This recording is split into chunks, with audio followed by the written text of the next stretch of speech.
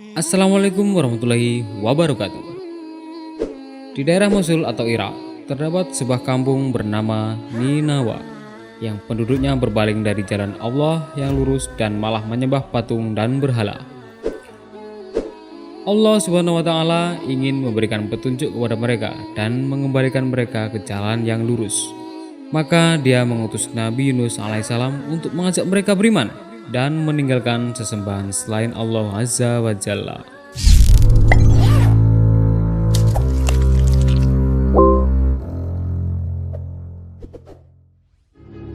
Sebelumnya, tekan tombol subscribe dan nyalakan loncengnya agar kalian selalu mendapat informasi yang bermanfaat di channel ini. Bagikan video ini ke teman dan keluarga kalian supaya tahu apa yang kalian tahu, dan sebaik-baiknya kalian adalah orang yang mempelajari Al-Quran dan kemudian mengajaknya kepada orang lain. Satu lagi, siapkan diri kalian dan nikmatin videonya.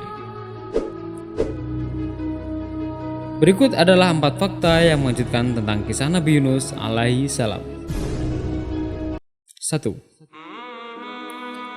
Nabi Yunus mengutuk lebih dari 100.000 orang Ninawa.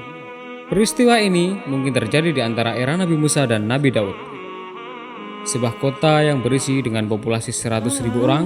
Pada saat Nabi Yunus berjanji kepada umatnya bahwa mereka orang Ninawa akan dihancurkan oleh Allah karena tidak kepercayaan mereka terhadap ajaran dan kenabian Nabi Yunus. Dan kemudian Nabi Yunus meninggalkan kota yang dikutuknya tersebut sembari berdoa kepada Allah untuk mengutuk dan menghukum orang-orang yang tidak percaya kepada Allah. Betapa terkejutnya Nabi Yunus ketika masuk Ninawa dan tidak melihat satupun patung berhala berdiri di mana dulunya patung berhala itu disembah oleh mereka. Sebaliknya, ia menemui orang-orang yang dahulunya berkeras kepala menentang dan menolak ajarannya, kini sudah menjadi orang-orang mukmin, soleh dan beribadah kepada Allah Subhanahu wa taala. Yang kedua, terjebak dalam perut ikan paus. Dari banyaknya cerita yang ada soal ikan Nabi Yunus, rata-rata menyebutkan kalau fisik si ikan tersebut begitu besar. Saking besarnya, ia dikatakan bisa menelan apapun, bahkan termasuk kapal-kapal yang berlayar di lautan. Lantaran ukurannya yang sebesar ini, maka tentu adalah hal yang mudah bagi ikan nun untuk menghisap Nabi Yunus. Allah Subhanahu wa taala berfirman, "Sesungguhnya Yunus benar-benar salah seorang rasul. Ingatlah ketika ia berlari ke kapal yang penuh muatan, kemudian ia ikut berundi lalu dia termasuk orang-orang yang kalah dalam undian. Maka ia ditelan oleh ikan besar dalam keadaan tercela. Maka kalau sekiranya ia tidak termasuk orang-orang yang mengingat Allah, niscaya ia akan tetap tinggal di perut ikan sampai hari berbangkit. Kemudian kami lemparkan dia ke daerah yang tandus.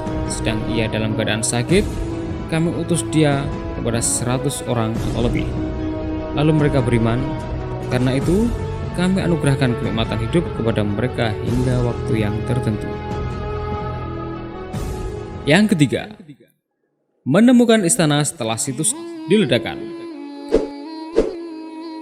Penghancuran situs masjid dan makam Nabi Yunus rupanya tidak hanya meninggalkan keprihatinan, tetapi juga penemuan luar biasa. Pasalnya, setelah pendudukan ISIS di Niniwe, para arkeolog justru menemukan istana hingga prasasti dari abad ke-7 sebelum Masehi. Makam Nabi Yunus ke-7 prasasti ditemukan bahkan diklaim berusia 2700 tahun hingga berisi tentang sejarah pemerintahan Raja Asyur dan Babilonia bernama Esarhaddon. Keempat, ikan nun masih hidup sampai sekarang. Setelah kisahnya yang memuntahkan Nabi Yunus, tidak diketahui bagaimana nasib ikan nun tersebut. Tak banyak cerita yang mengulas khusus tentangnya. Namun, ada banyak yang percaya kalau ikan tersebut masih hidup sampai sekarang. Alasannya ada beberapa. Salah satunya bersumber dari sebuah ayat Al-Quran dikatakan dalam surat As-Saffat ayat 143-144 bahwa sekiranya Nabi Yunus tak pernah berhenti berzikir ketika di dalam perut ikan, maka ia akan tetap berada di sana sampai hari kebangkitan. Dari sini kita bisa simpulkan jika ikan tersebut berumur sangat panjang, setidaknya sampai hari kiamat.